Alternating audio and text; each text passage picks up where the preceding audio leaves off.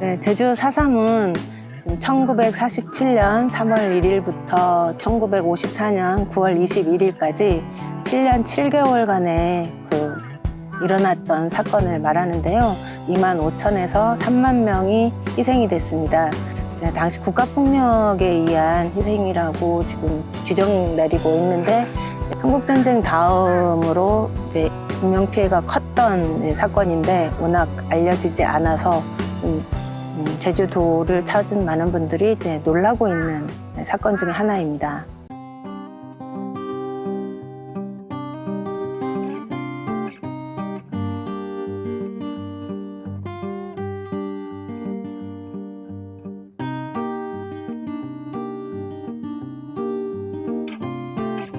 (48년) 이제 10월 달 정도 되면 이제 초토화 작전이 전개되는데, 그때 시점으로 해가지고 일본으로 밀항을 많이 갑니다. 10,000명. 4.3 당시에는 약 최소 5,000 내지 10,000명. 47년부터 49년 그 사이에. 보통 밀항을 갈 때는 한 집안에 젊은 분이 가거든요. 젊은 분, 아들. 왜냐하면 대를 이기기 위해서. 단지 사람만 있었어. 이 사태 끝나게 되면 돌아와야지. 근데 또 돌아오지 못하거든요. 북촌이라고 해가지고 4.3 때 집단적으로 한 마을이 이제 희생된 마을인데, 그분들이 좀 내가 아는 분만 2분이 이제 일본에 돌아가셨거든요. 피신했다가 산속에 있다가 누가 신고함으로 인해 가지고 하려고 이 낚싯배 같은 거 탔다가 일본으로 도망갔거든요. 솔직히 그분 같은 경우 단지 목숨을 부지하기 위해서. 근데 평생 이제 한 번도 제주 땅을 밟아보지 못하고 이제 돌아갔어요. 그분들이 처음 거기에 갔을 때, 일본으로 갔을 때 과연 어떤 심정을 갖고 어떻게 살았을까, 그 당시에.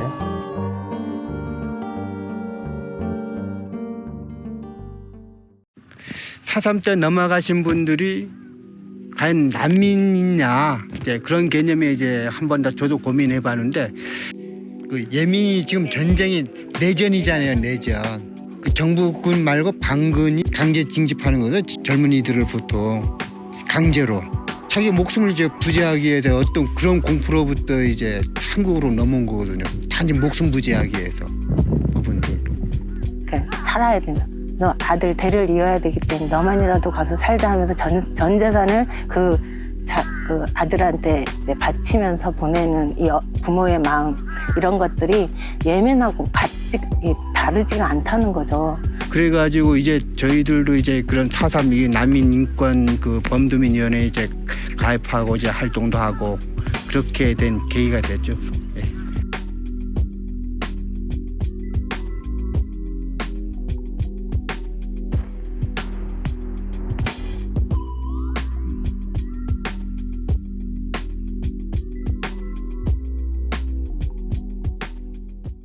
제가 작년에 신문 기사를 보고 있는데, 신문 기사 제목에 군인이 우리 아이의 발목을 잡아서 돌에 맺혀 죽였다라는 기사가 있는 거예요.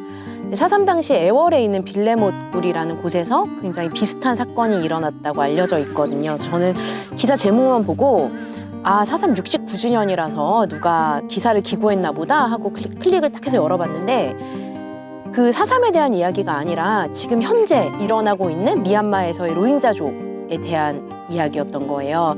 당시 미얀마 군부가 와서 로힝야 아이의 발을 잡고 돌에 맺혀서 죽였다. 저 개인적으로는 그게 굉장히 충격적인 사건이었거든요. 똑같은 국가폭력이 어디선가 계속 반복되고 있구나. 저희도 올해 70주년 학술대회를 하면서 인도네시아도 불렀고 대만도 불렀고 캄보디아 이런 대량 학살 있었던 곳에 이제 그런 단체들 활동하고 있는 진상규명 운동을 계속 하고 있는 활동가들을 불러서 같이 이제 컨퍼런스를 했어요. 그 과정에 내용들이 거의 비슷한 거예요. 곳곳에 지금도 발생하고 있다는 게 너무 가슴이 아팠어요. 그리고 제주 4.3이 25,000에서 3만이라고 이제 희생자 규모를 이제 말씀드리는데 그쪽 나라는 100만을 말씀하세요. 그 같은 경험에 같은 이제 그 시대에서 발생하는 비극적인 문제들이라 남 같지 않은 우리의 문제다. 네. 이제 많은 분들이 제주에 오셔서 4.3을 정말 마음 아프게 생각하고 돌아가신 분들은 사회적 약자들, 4.3과 비슷한 이런 사회 현상에 대해서도 충분히 같이 공감하고 연대할 수 있어야 된다라고 생각을 합니다. 그렇지 않으면 그냥 4.3은 옛날에 정말 많은 사람들이 죽은 제주 사람들 불쌍하다, 되게 많이 죽은 슬픈 사건에 끝나게 마련이거든요. 근데 과거사 문제를 우리가 이야기하는 이유는 그런 것들이 거기서 멈춰지는 것이 아니라 현대에 있는 다른 형태의 4.3들과 연대할 수 있는 단초를 제공하기 때문이라고 생각합니다. 예를 들면 뭐 쌍차 해고 노동자 문제라거나 강정마을 문제라거나 가깝게는, 그리고 멀리는 뭐 버마 미얀마에 있는 로힝자족 문제라거나 이제 그런 의미에서 예멘 난민들도 같은 시각으로 바라볼 수 있을 것 같아요. 뭐 당시에 목숨을 부지하기 위해서 정말 이 제주를 떠나야만 했던, 고향을 떠나야만 했던 제주 사람들처럼 살기 위해서 예멘을 떠나야 됐던 사람들을 평화의 섬이라고 이야기하는 제주와 4.3을 겪은 제주 사람들은 어떻게 받아들여야 될 것인가.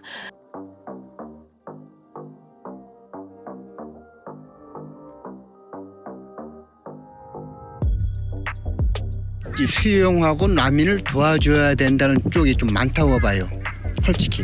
그리고 젊은 분들보다도 나이 한 70살, 80대, 90세 나신 분들이 오히려 더 생각이 갖고, 왜냐하게 되면은 선언적 경험이 있기 때문에 지하들이 일본으로 보냈던 그런 것도 있고, 또 예멘 난민을 하나의 그룹으로 묶어서 보는 건 굉장히 위험한 것 같아요. 우리들 중에도 난민을 도와주는 한국인이 있고 난민을 배척하는 한국인이 있는 것처럼 모든 난민이 다 선하지는 않고 모든 난민이 다 나쁘지는 않거든요. 예멘 분들 오신 분들 중에서도 무슬림 분들도 계시고요.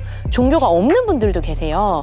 근데 그걸 하나로 묶어서 뭔가 예멘 난민들은 다 이럴 거다라고 하는 건 굉장히 심각한 일반화의 오류가 아닌가라는 말씀을 드리고 싶습니다.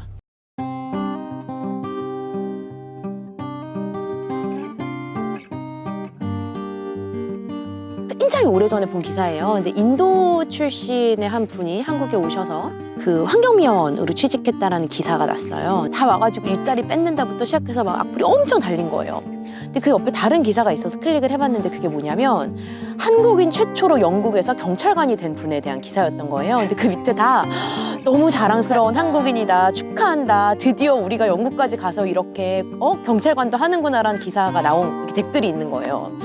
저는 이 두 개를 이렇게 나란히 보면서 이게 얼마나 모순적인 태도인가라는 거에 대해서 의문을 좀 갖지 않을 수 없었던 것 같아요. 예멘 난민의 이 경험은 우리나라에서는 좀 놀라운 경험인 것 같아요. 좀 우리 사회가 도대체 어디에 와 있나, 복지국가라고 계속 이야기를 하지만 정말 우리는 그 길로 나아가고 있나. 이거는 한국에 있는 순수 한국인들, 이런 단어도 좀 이상하지만 만을 위한 복지가 우리가 정말 지향하는 바인가에 대해서 다시 한번 좀 생각해 볼 수 있는 기회가 되지 않을까 싶습니다.